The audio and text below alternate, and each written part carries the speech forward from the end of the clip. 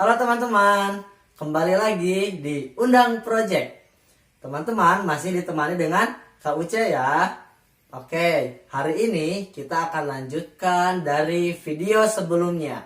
Tetap pada bab 1, yaitu tentang perkembangbiakan tumbuhan dan hewan. Namun kali ini kita akan fokus pada perkembangbiakan hewan saja ya.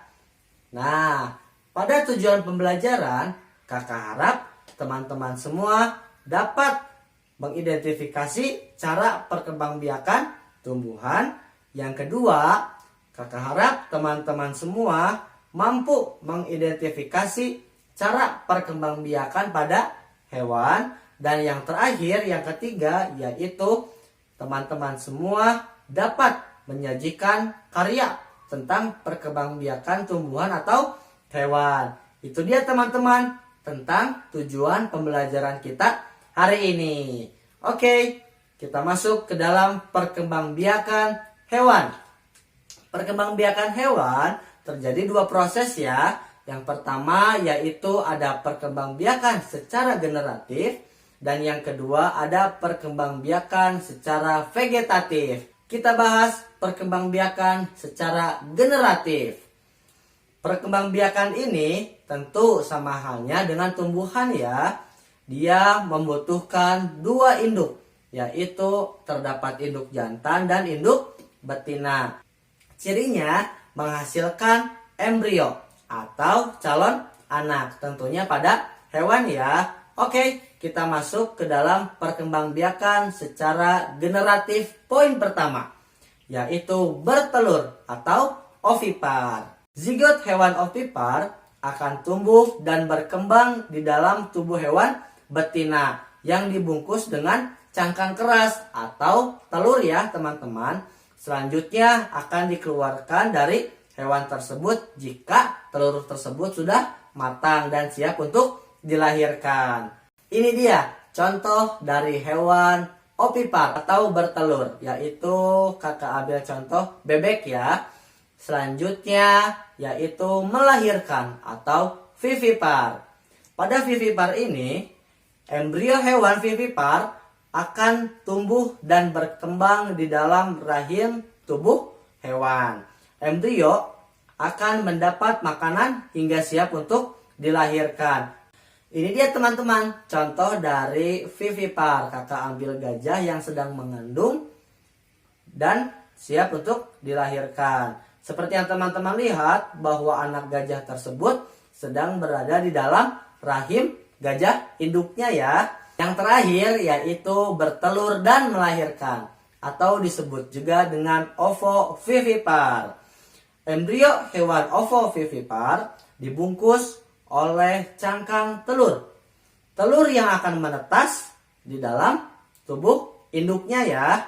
Kemudian anak hewan tersebut dikeluarkan dari tubuh induknya seperti melahirkan. Ketika anak itu dilahirkan, dia sudah tidak terbungkus lagi oleh telur ya. Tetapi telur tersebut sudah menetas di dalam tubuh induknya. Kakak ambil contoh yaitu hiu. Hiu salah satu contoh hewan dari ovovivipar. Selanjutnya kita bahas tentang perkembangbiakan secara vegetatif. Perkembangbiakan ini ialah perkembangbiakan yang melibatkan satu induk saja. Hanya terdapat pada hewan dengan tingkat yang sangat rendah.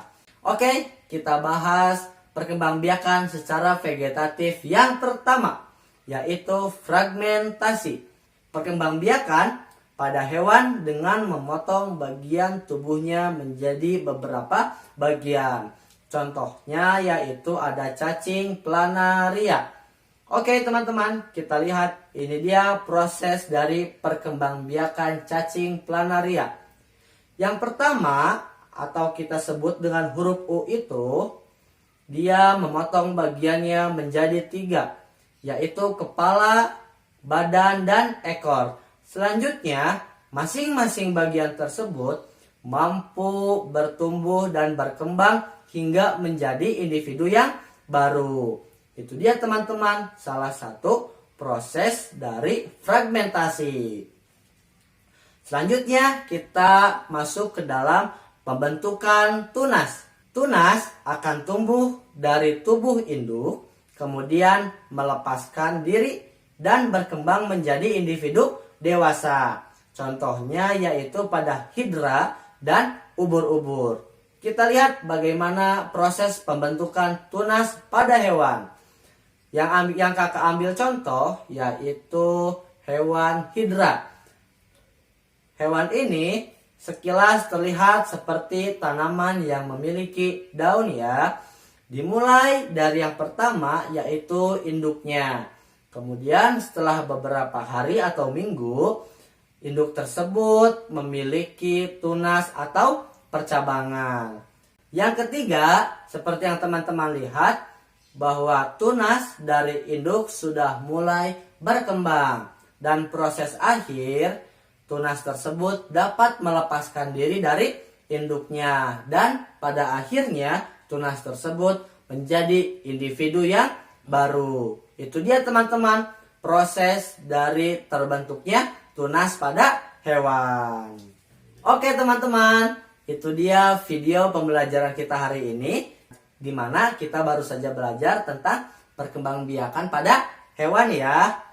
Teman-teman, jika ada yang ingin ditanyakan, silakan teman-teman boleh mengisi di kolom komentar.